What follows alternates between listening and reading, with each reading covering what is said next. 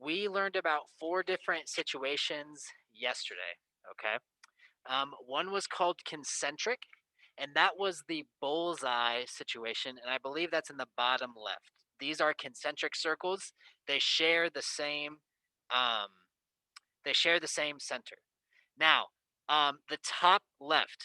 What kind of tangent circles are those? Are those internal or externally tangent? External? Externally. Good job. They're on the outside, making the ones in the bottom right internally tangent. One is inside of the other, and there's one specific spot where they're tangent. The top right, those are also externally tangent, but they are congruent because they have the same radius. Okay. Now, I thought about just having you guys draw these, but that would have taken you like 2 seconds. And next year, you need to know how to use the formula for a circle. So we're going to talk about that today. What I want you to start with is um, y plus x equals 1. Everyone should have that typed onto their own Desmos picture. Don't say it out loud yet, but what is that kind of line called? Um, what's this called? If it's a straight line, starts with an L. Linear, love it. So if I make x into x squared, what's that called? Parabola is the shape, and good job. Quadratic is the equation. It's called a quadratic. Last one. If you square the y, this might be new, but that is how you create a circle. Okay. X squared plus y squared equals a number is the equation for a circle. Now, there's a couple things that we need to know. First of all, what happens to my circle when I change that number? It gets bigger. As my number on the outside or the other side of the equal sign gets bigger, so does my circle. Notice what I want you guys to see is when it's 4, what is the radius of that blue circle? How far to the right does it go? It goes 2 to the right, 2 to the left, 2 up, 2 down, and even out here, that distance to the center would be 2. The radius is 2. When I make it instead of a 4, if I put a 9, what is the radius now? The radius is 3. What I want you guys to see is this is the relationship. It is radius squared. Okay, that is what a circle equation is. It is x squared plus y squared equals the radius squared. Now,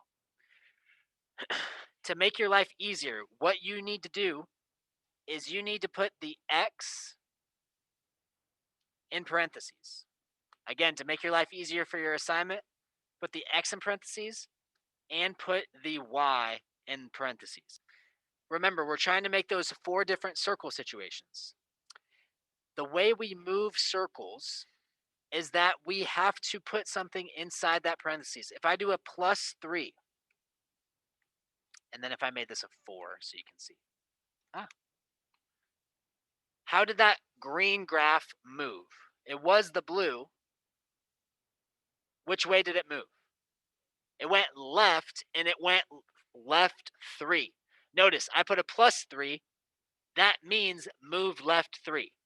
What do you guys think if I did a plus 5 with the y? Which way is that going to move it?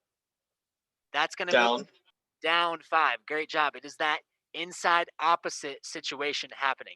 And if I zoom out, if it's going to let me, my green circle is now left 3, down 5. Notice my center of that circle.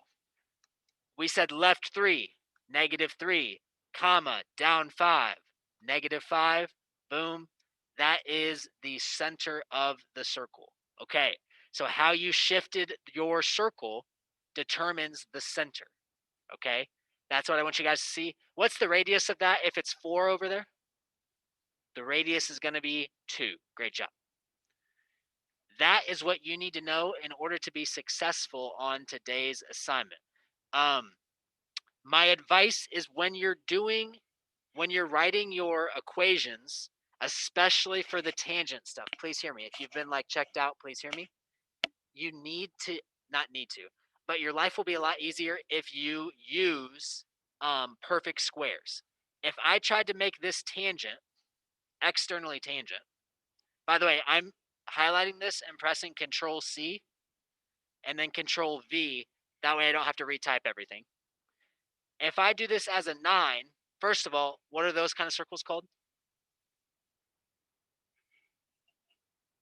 Anybody maybe at home remember? They're not tangent because they are not touching each other. One's perfectly inside the other. Concentric. It is concentric. They share that same center. It is called concentric. That's a perfectly fine answer for one of them if you wanted to copy that down.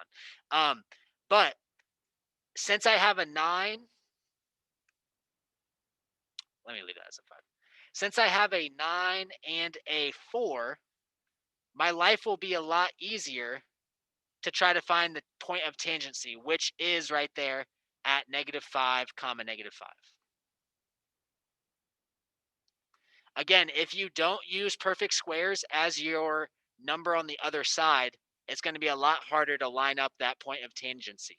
Again, that's another perfectly fine situation. If you want to copy that down, you could. Um, that's all I've got.